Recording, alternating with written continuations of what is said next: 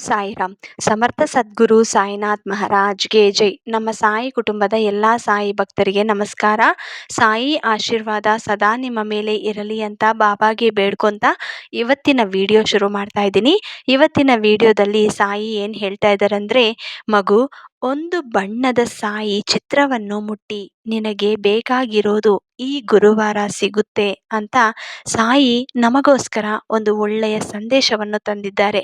ಇದರ ಮೂಲಕ ನಮಗೆ ಏನಾದರೂ ನಾವು ತಪ್ಪು ಮಾಡ್ತಾ ಇದ್ದರೆ ದಯವಿಟ್ಟು ಇದನ್ನು ಅರ್ಥ ಮಾಡಿಕೊಂಡು ಸಾಯಿ ಏನು ಹೇಳಬೇಕು ಅಂತ ಬಂದಿದ್ದಾರೋ ಇದನ್ನು ಮಿಸ್ ಮಾಡದೆ ನೋಡಿ. ಯಾಕಂದರೆ ಸಾಯಿ ಏನಾದರೂ ಹೇಳಿದ್ರೆ ಖಂಡಿತ ಅದು ನೆರವೇರುತ್ತೆ. ನಮ್ಮ ಜೀವನದಲ್ಲಿ ಏನಾದರೂ ಕೇಳಿದ್ರೆ ತಾಳ್ಮೆಯಿಂದ ಅದಕ್ಕೋಸ್ಕರ ಯೋಚಿಸಿ, ತಪ್ಪದೆ ಅದು ಸಾಯಿಯಪ್ಪ ವಾಪಸ್ ಕೊಡ್ತಾರೆ. ನಾವೇನು ಕೇಳ್ತೀವೋ ಅದಕ್ಕಾಗಿ ನೀವು ಕಾಯಬೇಕು. ಶ್ರದ್ಧೆ ಸಬೂರಿ ಇರಬೇಕು.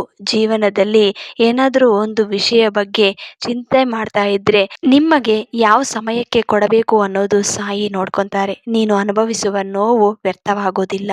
ನಿನ್ನ ಕಣ್ಣೀರನ್ನು ನಾನು ನೋಡುತ್ತಾ ಇದ್ದೀನಿ. ನಿನ್ನ ಪ್ರಾರ್ಥನೆಗಳನ್ನು ಕೇಳ್ತಾನೆ ಇದ್ದೀನಿ. ಸರಿಯಾದ ಸಮಯದಲ್ಲಿ ಸರಿಯಾದ ರೀತಿಯಲ್ಲಿ ನಿನ್ನ ಜೀವನದಲ್ಲಿ ಬದಲಾವಣೆ ಕಾಣಿಸುತ್ತೆ ನೋಡಿ.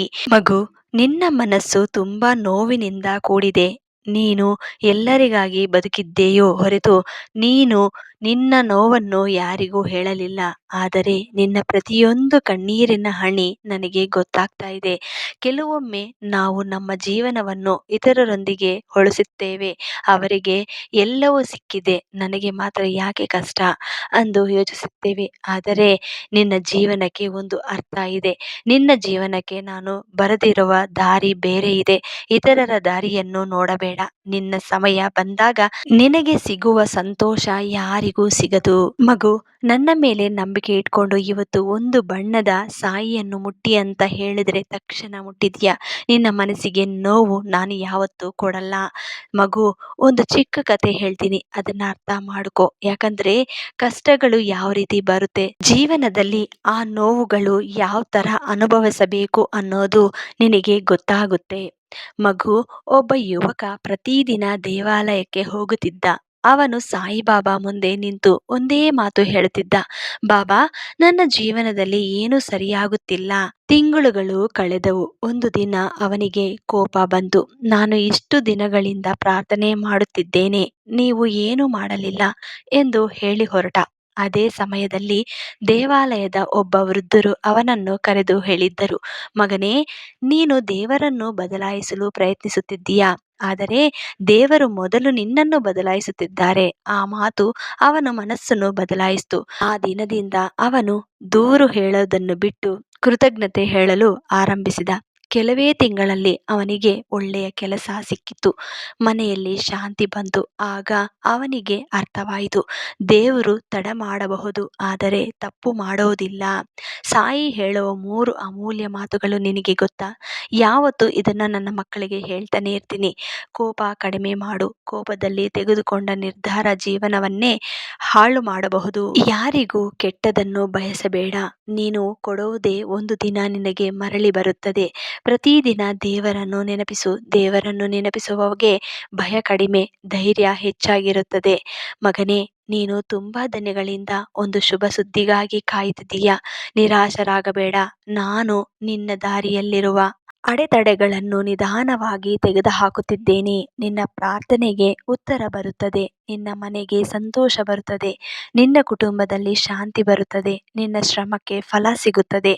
ನನ್ನ ಮೇಲೆ ನಂಬಿಕೆ ಇರಲಿ. ಪ್ರತಿದಿನ ಈ ಚಿಕ್ಕ ಸಾಧನೆ ನೀನು ಮಾಡ್ತಾ ಇರಿ. ಬೆಳಿಗ್ಗೆ ಎದ್ದಿದ ತಕ್ಷಣ 3 ಬಾರಿ ಹೇಳಿ. ನಿನ್ನ ಸಾಯಿ ನಾಮಸ್ಮರಣೆ 3 ಬಾರಿ ಅಥವಾ 5 ನಿಮಿಷ ನಿನಗೆ ಇಷ್ಟವಾದಂಥ ದೇವರ ಹೆಸರನ್ನು ಹೇಳಿಕೊಳ್ಳಿ. ನಿನ್ನ ಜೀವನ ಖಂಡಿತ ಬದಲಾವಣೆ ಆಗುತ್ತದೆ. ಬಾಬಾ, ಇಂದು ನನ್ನ ಜೊತೆ ಇರಿ. ನನ್ನ ಮಾತು, ನನ್ನ ಕೆಲಸ, ನನ್ನ ಯೋಚನೆ ಎಲ್ಲವೂ ಒಳ್ಳೆಯದಾಗಿರಲಿ ಅಂತ ಪ್ರಾರ್ಥನೆ ಮಾಡಬೇಕು. ಮಗು, ನೀನು ಒಬ್ಬಂಟಿಯಲ್ಲ. ನೀನು ಅಳುವಾಗ ನಾನು ನಿನ್ನ ಜೊತೆನೇ ಇದ್ದೀನಿ. ನೀನು ಬೀಳುವಾಗ ನಿನ್ನನ್ನು ಎತ್ತಲು ನಾನೇ ಇದ್ದೇನೆ. ನೀನು ನನ್ನನ್ನು ನಂಬಿದರೆ ನಾನು ನಿನ್ನ ಜೀವನದಲ್ಲಿ ಅಸಾಧ್ಯವನ್ನು ಸಾಧ್ಯ ಮಾಡುತ್ತೇನೆ. ಅದರಿಂದ ಭಕ್ತರೇ, ನಂಬಿಕೆಯನ್ನು ಕಳೆದುಕೊಳ್ಳಬೇಡಿ, ಒಳ್ಳೆಯ ಕೆಲಸವನ್ನು ಬಿಡಬೇಡಿ, ಯಾರಿಗೂ ನೋವು ಕೊಡಬೇಡಿ, ತಾಯಿ ತಂದೆಯನ್ನು ಗೌರವಿಸಿ, ಬಡವರಿಗೆ ಸಾಧ್ಯವಾದಷ್ಟು ಸಹಾಯ ಮಾಡಿ, ಸಾಯಿಯ ನಾಮವನ್ನು ಪ್ರತಿದಿನ ಸ್ಮರಣೆ ಮಾಡಿ. ಆಗ ನಿಮ್ಮ ಜೀವನದಲ್ಲಿ ಶಾಂತಿ, ಸಂತೋಷ ಮತ್ತು ಆಶೀರ್ವಾದಗಳು ತುಂಬಾ ಹರಿಯುತ್ತವೆ ಅಂತ ಸಾಯಿ ಇವತ್ತು ಒಳ್ಳೆಯ ಸಂದೇಶವನ್ನು ಹೇಳ್ಕೊಟ್ಟಿದ್ದಾರೆ. ಇದರಲ್ಲಿ ನಾವು ಅರ್ಥ ಮಾಡ್ಕೋಬೇಕಾಗಿರೋದು ಬೇಜಾನಿದೆ. ಯಾಕಂದ್ರೆ ಪ್ರತಿದಿನ ನಾವು ತಪ್ಪುಗಳು ಮಾಡ್ತಾ ಇರ್ತೀವಿ, ಗೊತ್ತಿಲ್ಲದೆ ಮಾಡ್ತೀವಿ. ಕೆಲವೊಂದು ಗೊತ್ತಿದ್ರೂ ಕೂಡ ಆ ತಪ್ಪು ಮಾಡ್ತಾ ಇರ್ತೀವಿ.